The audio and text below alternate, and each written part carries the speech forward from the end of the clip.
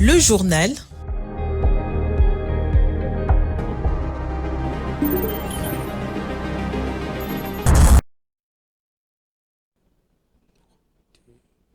Ce journal vous est présenté par Fonds des promotions de l'industrie.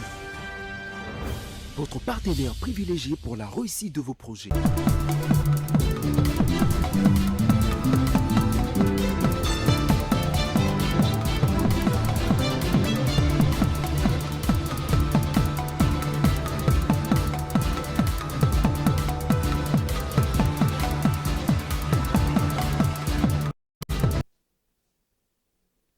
Vous êtes des millions à nous suivre à travers le monde, à travers les réseaux sociaux, les différentes plateformes. Bienvenue dans ce journal, dans cette émission, dans ces sessions d'information. Voici les titres de l'actualité.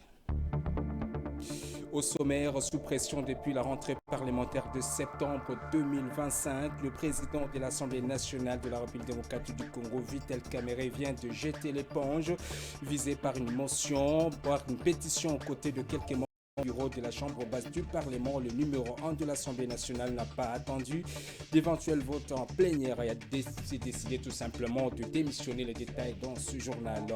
Au sommaire également, à l'occasion du 80e anniversaire de l'Assemblée générale de l'ONU, le président de la République démocratique du Congo, Félix Antoine Tshisekedi, a fait le plaidoyer pour la reconnaissance des génocides commis sur les territoires congolais. Lors de son intervention, il a pris l'engagement de soutenir toute démarche sérieuse visant à la reconnaissance des génocides congolais et à l'établissement des responsabilités de ces crimes.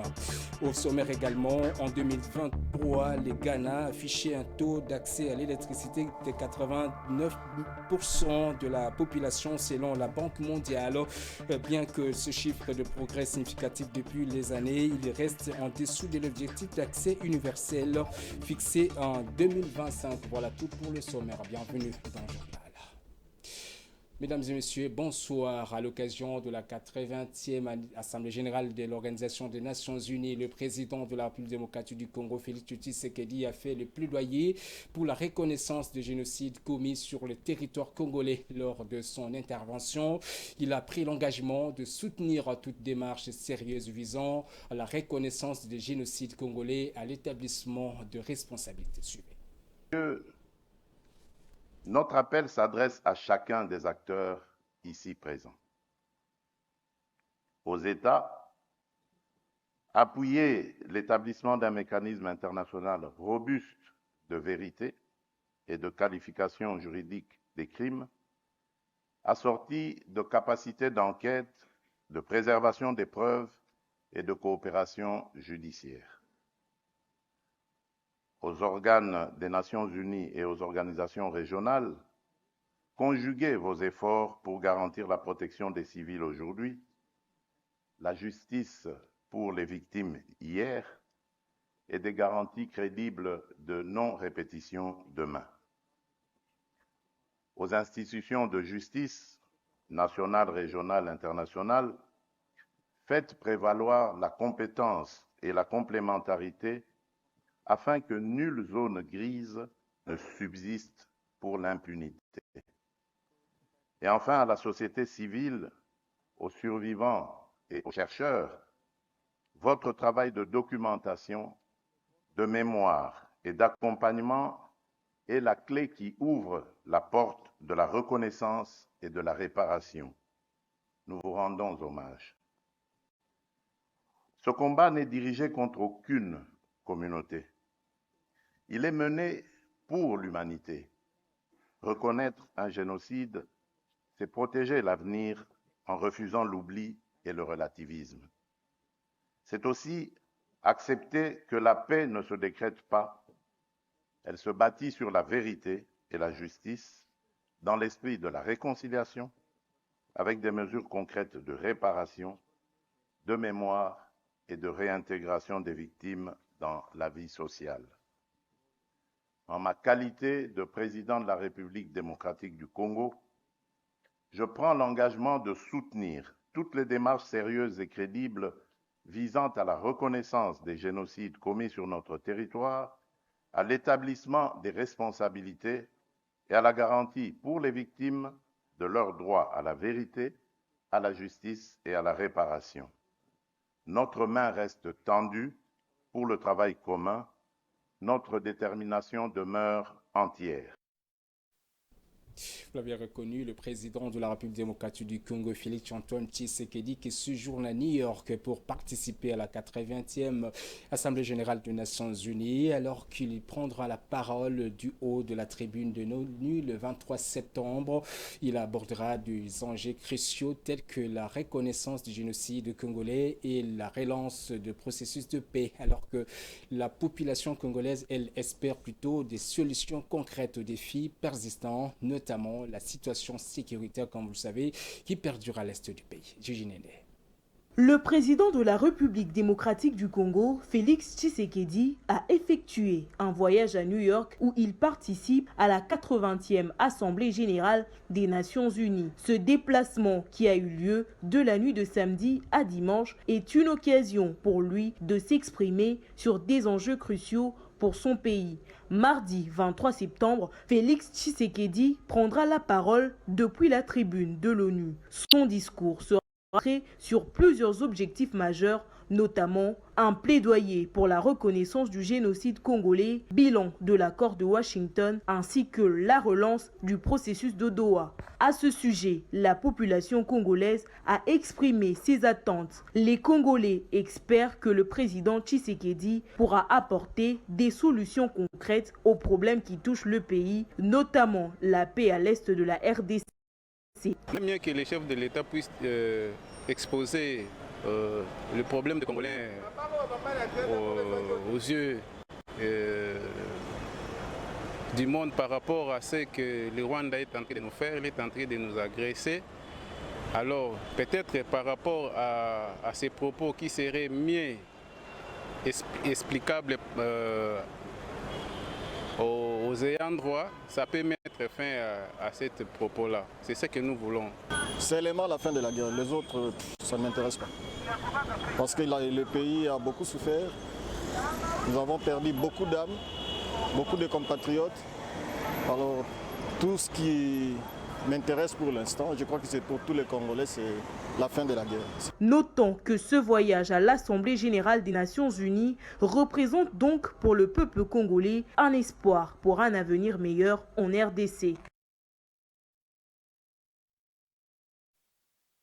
Et du côté de la nouvelle société civile congolaise, la nomination de Félix Antoine Tshisekedi comme vice-président à l'Assemblée générale de l'ONU marque un tournant diplomatique majeur, une opportunité pour le chef de l'État de porter haut les revendications d'un peuple en quête de paix, d'unité et de justice face aux agressions répétées dans l'est du pays. Pour le coordonnateur de la nouvelle société civile congolaise, Jonas Tchombela, la voix du Congo ne doit plus seulement être attendue, elle doit plutôt être écoutée et traduite en actions concrètes de la communauté internationale. Je vous propose de suivre Jonas Tchombela, joint au téléphone par Passias Lokeke.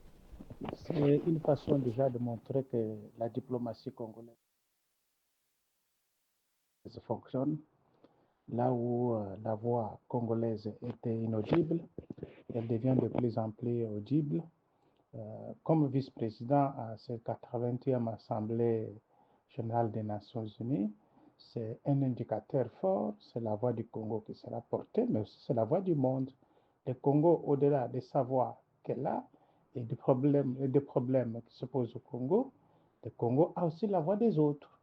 Elle sera portée par M. Tshisekedi comme il est aujourd'hui admis comme vice-président. C'est la paix que nous cherchons, c'est la sécurité du Congo que nous cherchons, c'est l'unité du pays qu'il faut préserver, c'est la condamnation des Nations unies du Rwanda, et de l'Ouganda et du Kenya. Des attentes congolaises sont connues et même incarnées par M. Tshisekedi. Je crois que nous n'en avons pas assez. Voilà autant d'éléments que le Congo attend. Nous voulons vivre en paix et vous pensez construire notre pays.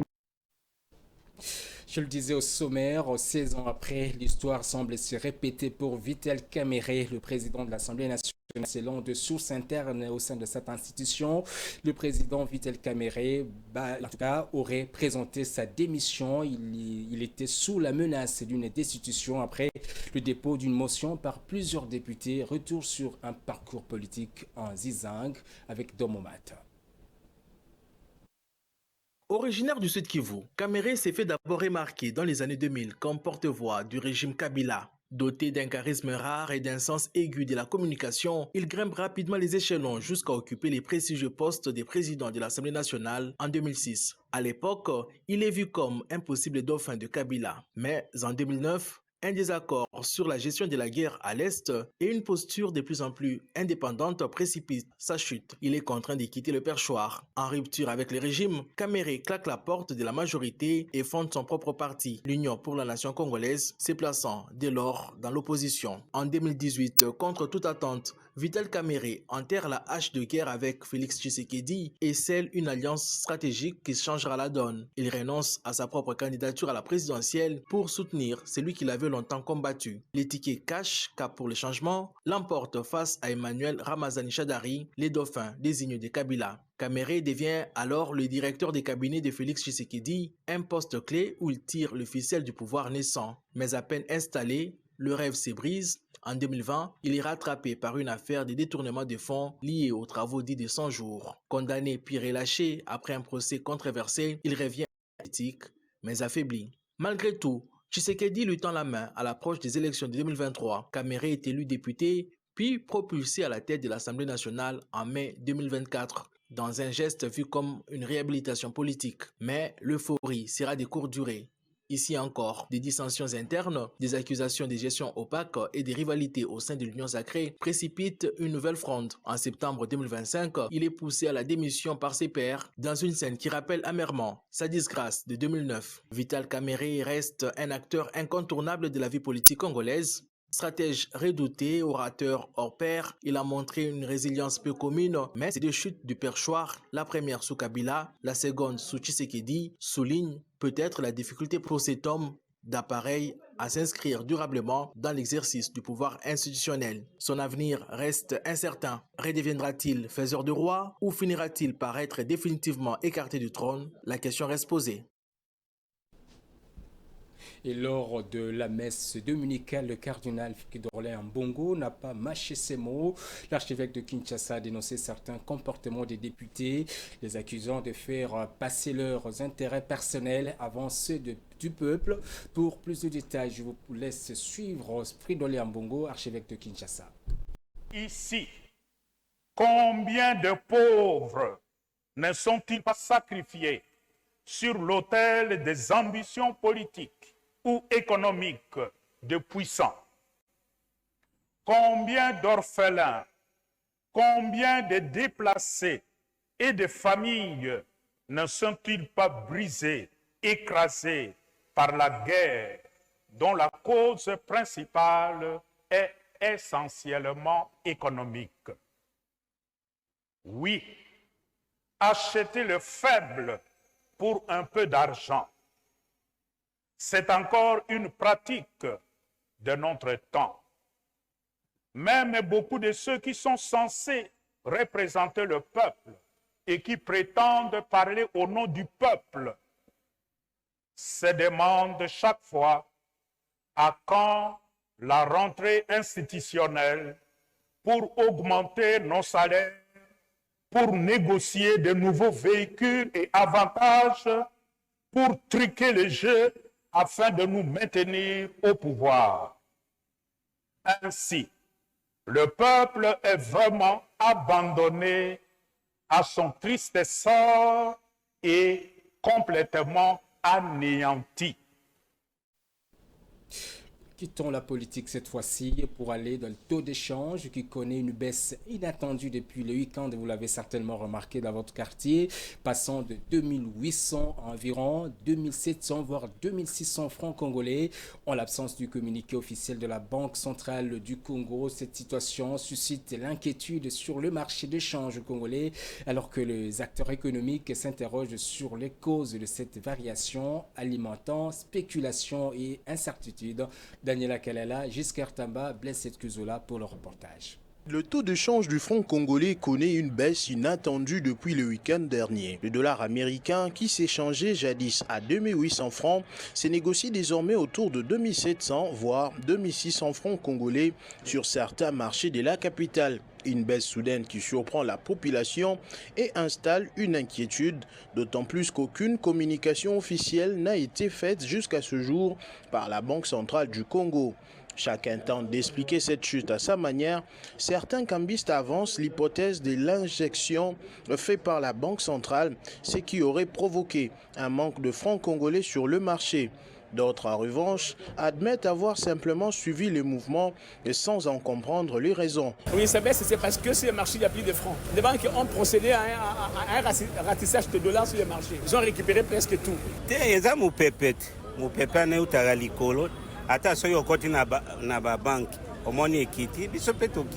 Ces silences institutionnels alimentent les spéculations et créent un climat de méfiance aussi bien chez les professionnels que la population. Beaucoup redoutent une situation instable où tout pourrait basculer à tout moment. Certains soulignent également que malgré la baisse du dollar, les prix des denrées alimentaires n'ont eux pas suivi la même tendance. Notre pays, c'est un pays où tout se fait dans l'imprévision, on ne sait pas. On peut dormir aujourd'hui, c'est autre chose, demain ça sera autre chose. Tout tourne au yo-yo. Bon, moi je ne sais pas si le pays a vendu quoi à l'extérieur, qui est ce miracle-là. L'économie est stabilisée en 2 à 3 jours seulement, on est pour remarquer. Si le dollar a 28, tout le monde sur 27, sur 26, 5%. Ce qui change tout le dollar, on a tout à balabala, ça veut dire mais elle a toujours regretté il fallait payer l'andato. En attendant un éventuel communiqué officiel de la BCC, c'est l'incertitude qui règne sur le marché. Cambistes et opérateurs économiques restent sur leur garde face à une situation dont le contour reste encore flou. Et comme ça a été dit dans ce reportage, jusqu'à présent, il n'y a pas une communication officielle de la Banque centrale du Congo, mais nous avons tenté d'avoir avec l'expertise privée, l'expert Dieudonné Kassongo, économiste, que nous avons sur ce plateau. Bonjour Dieudonné. Bonjour. Comment allez-vous? Oui, nous allons bien, vous-même? Alors, très bien. Alors, vous avez suivi cet élément avec attention. J'ai vu, et je l'ai remarqué, on parle de la chute, on remarque tout simplement, mais aujourd'hui, on ne sait pas exactement ce qui s'est passé concrètement. Et en tant qu'économiste, comment analyseriez-vous cette situation dans les conditions normales? Merci beaucoup. Alors, je commencerai par dire, avant de parler du taux, on doit parler du marché. Parce qu'on ne parlera pas du taux sans parler du marché de change. Et vous le savez, à côté du marché de biens et services, nous avons un marché important que nous disons le marché de change. Et si dans le marché de biens et de services, nous avons des prix qui sont fixés par rapport à X et Y biens, dans le marché d'échange, nous avons aussi des prix.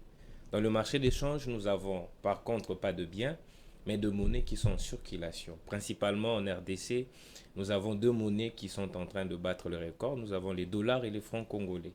Et les dollars est pris comme une monnaie de référence par rapport aux francs congolais. Et dans ce marché, le prix, c'est ce que nous appelons le taux. Et tous les Congolais doivent le savoir, et ceux qui nous suivent doivent le savoir que dans le marché d'échange, les taux d'échange n'est rien d'autre qu'un prix. Autrement dit, c'est le prix de la monnaie nationale par rapport à la monnaie de référence dans ce pays, dans ce territoire. Et au Congo, la monnaie de référence, c'est les dollars. Et vous l'avez constaté depuis un temps, c'est que la monnaie, le prix de la monnaie nationale a un tout petit peu augmenté, pour dire le taux du dollar par rapport au franc congolais a baissé. Et plusieurs paisibles citoyens congolais s'inquiètent. Et j'aimerais bel et bien clarifier pourquoi les paisibles congolais s'inquiètent. C'est ça justement la question. Ils s'inquiètent parce que dans le marché de change, nous avons 2 régimes. Nous avons le régime de taux fixe, des taux d'échange fixes, et nous avons le régime de taux d'échange flottant. Le régime de taux fixe, c'est le régime dans lequel l'État intervient dans la fixation du taux pour déterminer à quel prix se vendra la monnaie nationale. Tandis que dans le régime de taux d'échange flottant, c'est un régime où c'est le marché qui détermine le prix de la monnaie. Autrement dit, lorsque nous avons plusieurs biens sur le marché, le bien qui est en grande quantité aura un prix un peu bas parce que ça ne sera pas un bien recherché, ça ne sera pas un bien rare. Mais par contre, dans le régime... La fameuse loi de l'offre et la demande. La fameuse loi de l'offre et la demande s'applique aussi dans le marché d'échange. Et pour l'État, certains États, pour contrôler ces marchés, ils optent pour un régime de taux de change fixe, où l'État doit intervenir pour fixer les taux, pour clarifier, pour maîtriser et stabiliser. Et comme le Congo se retrouve dans le régime de taux d'échange fixe, les Congolais, autrement dit ceux qui sont dans le marché d'échange, ils ont constaté cette baisse de taux d'échange du dollar franc congolais, alors que la Banque centrale, jusque-là, n'a pas affiché une baisse. Puisque nous sommes dans ce régime, plusieurs s'inquiètent. Et l'hypothèse, la première hypothèse qui se développe dans la tête des Congolais, c'est que c'est une spéculation. Parce que la Banque centrale, jusque-là, n'a pas communiqué. Bon, vous n'êtes pas ici comme Congolais, vous êtes ici comme expert. La population qui nous suit a besoin d'avoir une idée claire de concrètement qu'est-ce qui expliquerait techniquement ces changements, ces fluctuations. Alors, moi, j'aimerais expliquer sur base de sous-bassement. Malheureusement, je n'en ai pas parce que la Banque centrale ne m'a pas outillé. Alors, c'est que je peux expliquer. La jurisprudence, par exemple, est exactement dans pareille situation. Comment ça s'explique? Dans pareille situation, la Banque centrale intervient dans le marché d'échange comme un régulateur. Et comment il intervient? Il intervient par plusieurs instruments. Il peut utiliser la planche à billets. Il peut utiliser la vente de certaines actions pour récupérer la monnaie, ça veut dire la monnaie nationale qui est sur le marché, et injecter du dollar, ce qui va créer une rareté. Mais par notre situation actuellement, l'hypothèse qui est plus développée, c'est l'hypothèse de l'injection. Récemment, la Banque centrale a eu à faire de l'injection. Certaines ne le savent pas. Lorsque la Banque centrale injecte, en réalité, il ne distribue pas l'argent. Il vend. Il vend, qu'est-ce qu'il va vendre? Il va vendre des titres pour récupérer les dollars qui sont sur le marché. Et il va injecter plutôt pour récupérer les francs congolais. Et il va créer une rareté de francs congolais sur le marché. Il achète la masse monétaire qui est sur le marché. Alors, je vais terminer par cette question. Oui. C'est en fait ce que je veux dire. C'est dans la mythologie, en tout cas, ça c'est peut-être trop dire, mais au moins dans l'imaginaire collectif, il y a la plupart des cas, on plaide pour la baisse du taux de dollar. C'est le cas, en tout cas, ces 2 derniers jours. Concrètement, qu'est-ce que ça change dans l'assiette de Congolais, dans les véhicules quotidiens? Si $1 à 25, à $10, à $100, à 1000 francs, à 1500 francs, concrètement, ça change quoi? Effectivement, cette inquiétude a sa raison d'être parce que toute monnaie est soutenue par une production. Ça veut dire, lorsque nous sommes dans le marché d'échange, le prix n'est pas seulement fixé au hasard, ou autrement dit, la Banque centrale fixe, non. En fait, les prix, lorsqu'il est fixé, c'est au prorata production nationale. Je vous donnerai un exemple. Nous sommes un peu rapidement parce qu'on n'a plus pas le temps. Nous sommes dans le marché économique congolais. Vous le savez, plusieurs commerçants n'achètent pas leurs biens ici au Congo. Ils l'achètent à l'extérieur et ailleurs. Et la monnaie qui est utilisée pour eux pour acheter ces biens-là, c'est le dollar.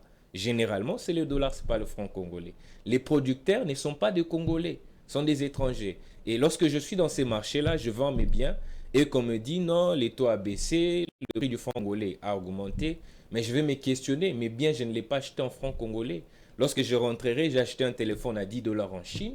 Lorsque je rentrerai, je dois le repayer à $10. Lorsque je reviens dans le marché congolais, on me dit que le $10 là n'a plus la même valeur. Autrement dit, l'inquiétude s'installe parce que si j'ose suivre le rythme du taux d'échange en baissant le prix de biens sur le marché, autrement dit, c'est moi qui serai perdant.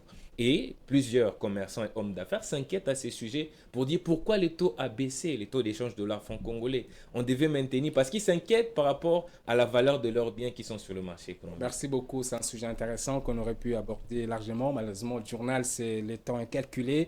On aura peut-être le temps de vous revenir. Merci beaucoup d'avoir accepté notre invitation. Dieudonné Kassongo, économiste de formation, et vous êtes aussi dans ce secteur économique. On poursuit ce journal à Kinshasa où l'interdiction l'interdiction de taxi-moto au centre-ville est entrée en vigueur ce lundi 12 septembre 2025, conformément aux instructions du chef de l'État Félix-Antoine Tshisekedi.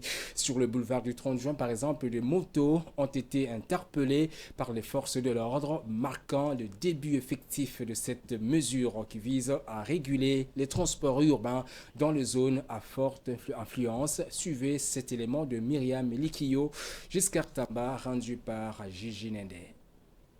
Malgré que le président de la République ait interdit l'accès des taxis motos au centre-ville, certains conducteurs n'ont pas respecté cette mesure. Ce lundi 22 septembre, les autorités ont appliqué la décision avec rigueur. Sur le boulevard du 30 juin, plusieurs motards ont été interceptés et leurs engins de travail saisis. Cette opération vise à remettre de l'ordre, alléger la circulation et limiter les embouteillages fréquents dans la capitale. Cette décision, initiée par le chef de l'État, s'inscrit dans une volonté de moderniser la mobilité urbaine et de réduire les accidents dans les zones à forte circulation. Massanka Eric, président d'un groupe de motards de l'association Peuple Congolais en œuvre, appuie la décision du chef de l'État. Selon lui, cette mesure vise avant tout à renforcer la sécurité des citoyens et à mieux organiser la circulation en ville. Le président de la République a pris cette décision par rapport, c'est une décision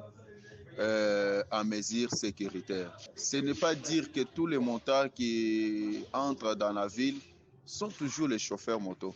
Il y a encore des infiltrés. Et tu sais que notre pays, nous sommes dans un état, dans un moment où il n'y a pas trop de sécurité. Rappelons que cette mesure a été décidée lors du dernier Conseil des ministres. Elle a pour but de réduire les embouteillages en centre-ville et de renforcer la sécurité des usagers de la route. En sport, la Fédération internationale de football association qui va prochainement distribuer des fonds aux clubs dont les joueurs ont participé aux éliminatoires de la Coupe du Monde 2026 dans le cadre d'un protocole d'accord renouvelé en mars 2023 entre la FIFA et l'Association européenne de clubs. Un montant total de 55 millions de dollars américains sera reparti entre le club dont Mazembe et le Popo. Blaise Kuzola pour le reportage. À la différence des éditions précédentes, cette fois, ces fonds seront alloués aux clubs de toutes les confédérations affiliées à la FIFA, offrant ainsi une portée mondiale à cette redistribution. Deux clubs congolais, les TP Mazembe et les FC Lupopo, auront accès à cette récompense à la suite de la participation de 3 de leurs joueurs aux éliminatoires de la Coupe du Monde FIFA 2026. Il s'agit de Siadi Badjo, convoqué avec les Léopards pour affronter la Mauritanie et le Soudan, de Patrick Mangou, sélectionné avec le Malawi pour le match contre la Namibie et la Tunisie, et de Simon Omosola, appelé avec le Cameroun pour affronter les Swatini et la Libye. A noter également la présence d'Ibrahima Keita, ex-joueur du TP Mazembe, parti durant l'été parmi les internationaux concernés. Bien qu'un joueur et 2 gardiens aient figuré sur cette liste qui est très encourageante, ces chiffres est quand même minime au vu de l'impact réel de la Linafoot, parfois présentée comme une véritable machine à talent sur le continent africain. Le club éligible à ces fonds bénéficie non seulement d'un soutien financier, mais aussi d'une visibilité internationale importante, ce qui est un atout majeur pour attirer les sponsors et investisseurs. Au-delà de la formation, le club congolais doit accélérer leur progression en mettant en place des stratégies efficaces pour attirer de vrais talents. Cela commence par disposer des moyens financiers nécessaires et exiger un certain niveau ou statut international pour le joueur recruté. Si ces joueurs réussissent à maintenir leur potentiel et leur niveau de performance, cela pourrait s'avérer très bénéfique pour le club à long terme. Voilà pour la page nationale. Je vous convie à présent de suivre la page internationale.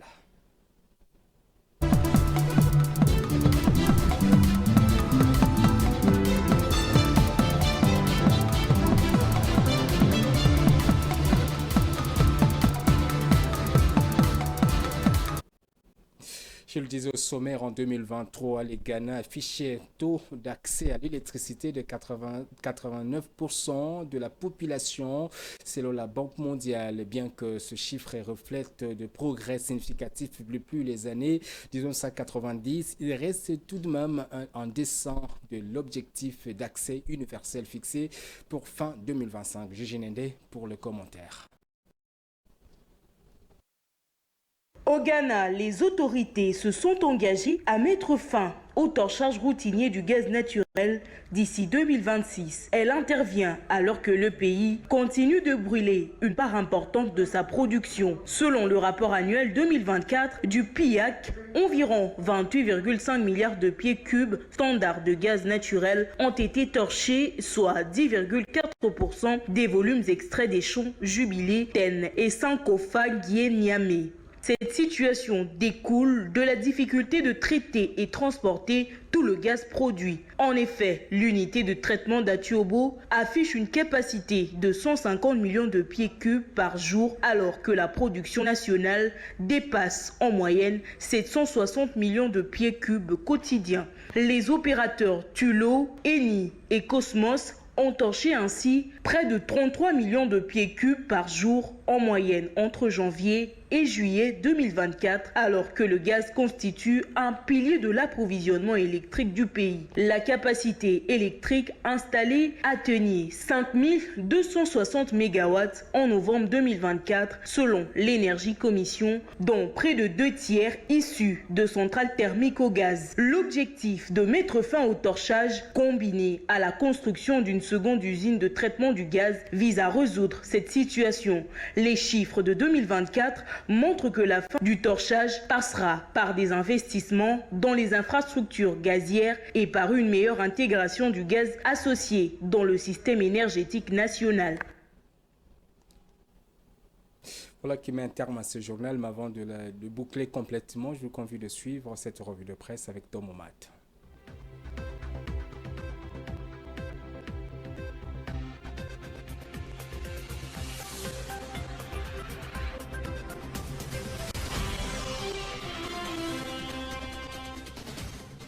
Mesdames, Messieurs, bonsoir et bienvenue à cette revue de presse. Commençons ce tour d'horizon par Géopolis Hebdo qui s'arrête dans son éditorial sur la pétition visant Vital Kamerhe, actuel président de l'Assemblée nationale. Mais comme le souligne le Madère, le vrai enjeu ici n'est pas Vital Kamerhe en tant qu'individu, mais la manière dont l'Assemblée nationale choisira d'affronter ses propres contradictions. Il ne s'agit donc pas d'un simple procès d'intention contre un homme, mais bien d'un malaise institutionnel plus profond. Géopolis Hebdo met en garde. Laisser le Parlement se transformer en ring politique au gré de querelles de clans ou d'alliances informelles revient à sacrifier l'idéal républicain sur l'autel de l'opportunisme. Pendant ce temps, sur un tout autre front, l'agence congolaise de presse nous transporte sur le terrain militaire où les forces armées de la République démocratique du Congo et FARDC intensifient leur communication face à l'AFC M23. Dans une vidéo rendue publique vendredi, le général-major Sylvain Ekenge, porte-parole des FARDC, lance un appel solennel aux militaires enrôlés des forces dans la rébellion. Faites tout ce qui est possible pour retrouver le camp de la patrie, comme l'ont déjà fait beaucoup d'autres parmi vous. À la moindre occasion, faites tout pour tourner les canons contre l'ennemi, quitter ses rangs et rejoindre les FARDC. Sur le plan économique, Africa News revient sur la décision de la RECOMS, autorité des régulations et des contrôles des marchés des substances minérales stratégiques, qui a prolongé l'interdiction temporaire concernant toutes les formes d'exploitation du cobalt jusqu'au 16 octobre 2025. Le contexte est connu. La RDC, premier producteur mondial de ces minéraux stratégiques, cherche à se doter d'un cadre plus strict tout en répondant aux enjeux de traçabilité et d'impact environnemental de l'extraction. L'objectif est double, contrôler davantage le secteur et s'assurer que la ruée mondiale vers le cobalt, indispensable aux batteries des véhicules électriques, ne se transforme pas en spirale incontrôlable. Cette suspension, suivie de la mise en place d'une politique de quotas, marque donc un tournant vers une gestion plus souveraine des ressources nationales. Enfin, le phare clôture cette revue avec un retour retour sur les remous internes au sein de l'UDPS. Après plus d'un an de rivalité, Félix Tshisekedi, en sa qualité de haute autorité morale du parti, a décidé de trancher dans le vif. Le journal rapporte que le chef de l'État a manifestement coupé la poire en deux en reconduisant Augustin Kabouya à son poste de secrétaire général intérimaire tout en y adjoignant Dio Bizibou, son ancien rival, comme adjoint. Un compromis qualifié de cohabitation par le quotidien qui devra durer jusqu'à la convocation du futur congrès du parti. Signe que l'unité reste fragile, mais que la recherche d'équilibre l'emporte pour l'instant sur les ambitions personnelles. C'est la fin, au revoir et à demain. Voilà qui met un terme à ce journal, donc voici les principales articulations. Sous pression depuis la rentrée parlementaire de septembre, le président de l'Assemblée nationale de la République démocratique du Congo, Vital Kamerhe, vient jeter l'éponge. Visé par une pétition aux côtés de quelques membres du bureau de la Chambre basse du Parlement, le numéro 1 de l'Assemblée nationale n'a pas attendu l'éventuelle plénière à vote, en tout cas pour déposer sa démission. À la une également, nous avons parlé à l'occasion du 80e anniversaire de l'Assemblée générale de l'ONU. Le président de la République démocratique du Congo, Félix Antoine Tshisekedi, a fait le plaidoyer pour la reconnaissance des génocides commis sur le territoire congolais. De son intervention, il a pris l'engagement de soutenir toute démarche sérieuse visant à la reconnaissance des génocides congolais et à l'établissement des responsabilités. Et puis à l'international, nous sommes allés au Ghana où en 2023, le Ghana a affiché un taux d'accès à l'électricité de 89% de la population selon la Banque mondiale. Et bien que ce chiffre ce sont des progrès significatifs depuis les années 90, il reste tout de même en dessous de l'objectif d'accès universel fixé en 2025. Merci d'avoir suivi ce journal qui s'est passé dans des conditions particulières. On s'excuse pour le retard avec lequel nous l'avons commencé. À très bientôt.